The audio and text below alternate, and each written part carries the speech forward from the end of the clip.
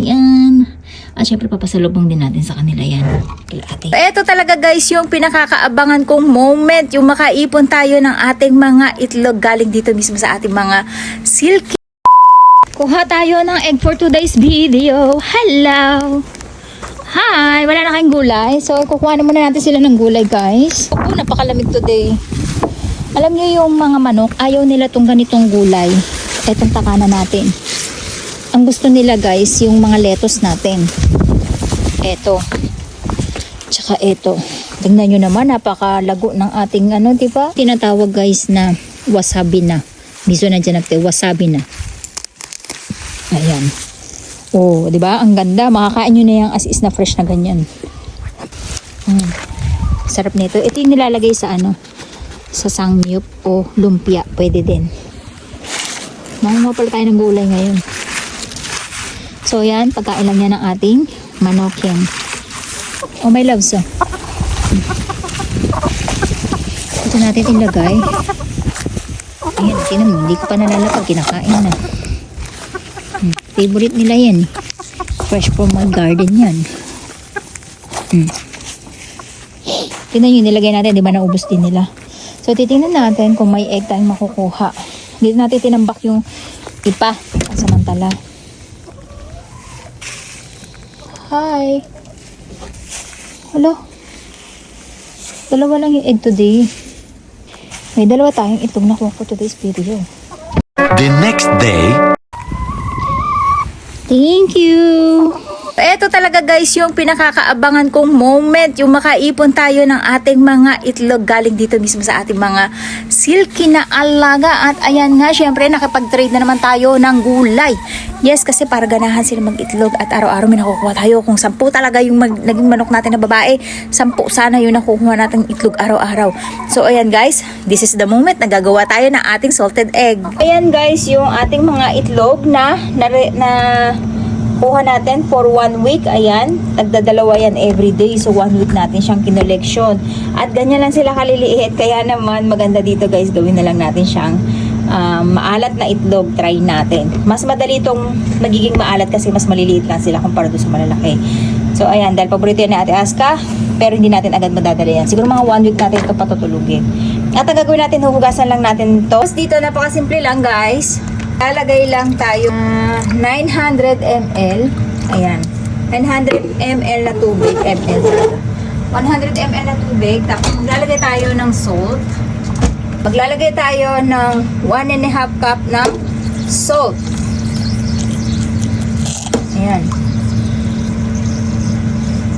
Nasa sa inyo kasi guys kung gusto nyo alatang maigi o yung saktong alat lang. Eto guys, maglalagay lang tayo nitong cloves, dalawa. Cloves. Ito optional lang guys, meron o wala okay lang. Actually, hindi naman to lalasa talaga sa itlog. Kaya ang paggawa na talaga ng salted egg, asin lang talaga ang importante dyan guys. Ito kasi guys, nababanguhan ako eh. Tapos, habang hinihintay natin tong kumulo, papakuluan lang natin to guys. Actually, yung dami ko nakikita gumagawa ng salted egg at iba't ibang spices pa yung nilalagay nila, no? Pero actually, yung mga original na gumagawa ng itlog pula sa atin, wala naman talagang spices yung nilalagay. Nagpauso na lang talaga yung padamihan ng spices na nilalagay. Tapos ito, ang gagawin natin guys, kakaskasin lang natin siya para ma-sure natin na wala siyang dumi. Ito, mag-a-add tayo ng galing sa supermarket na itlog. Ayan. So, yung iba may pupo, i-check lang natin. Ito kasi fresh to galing dun sa ating kulungan. Ayan. So, kakaskasin lang natin ito. Yung tibay ng shell nila guys. Grabe, ang tigas oh. Makailang bagsak ako dyan. Kasi depende yan sa pakain nyo pagka makalsium. So, check lang ng lola nyo isa-isa para ma-sure natin na walang pupo. Malalaki, sa ilalim natin siya ilagay. Sayang guys, kung meron pa akong isang pack na puti. Mamaya bibili tayo ng itlog gahapon natin. Kasi favorite talaga to ni Ate Aska guys, itlog na pula. Oo, sobrang paborito niya to, grabe. Liit na salted egg. Ayan. Pangarap ko kasi to na yung unang harvest natin ng itlog, gagawin talaga natin salted egg. So ito mga 1 week lang to. Usually 2 weeks bago kayo makagawa ng salted eggs. Dahil maliliit lang siya, hindi na kailangan ng 2 weeks. Pinatay na natin yung apoy actually. Kulong-kulo na siya.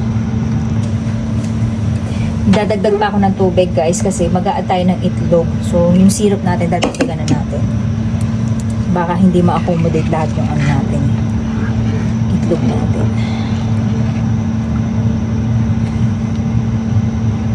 So ayan guys, papalamigin lang natin yan bago natin siya isalin dito sa ating itlog. Hindi ko pala na-record guys. Nilagay ko na yung ano natin, ayan yung tubig natin. Tapos maglalagay tayo guys na itong ating, so kailangan natin silang daganan ng pabigat para sila ay lumubog at hindi ko mailubog lahat. Wait lang. Ang ginawa ko, pinandagan ko tong ating ziplock para mailubog natin sila hanggang ilalim, ma-absorb nila yung alat ng tubig. Ayan, so ang gagawin natin, tatakpan lang natin sila at i-update ko kayo after 1 week since maliliit lang tong ating itlog, mas madali ang aalat. Ayan, ganyan lang guys, sasakpan lang natin. Pang 2 days na natin yan. Ayan, kung makikita nyo, meron tayong ziplock dito sa ibabaw. Ayan. Nakaka-excite din. Pero after 1 week na kayo, maa-update. Ayan. At syempre papasalubong din natin sa kanila yan. Kila ate, aska at ate tati.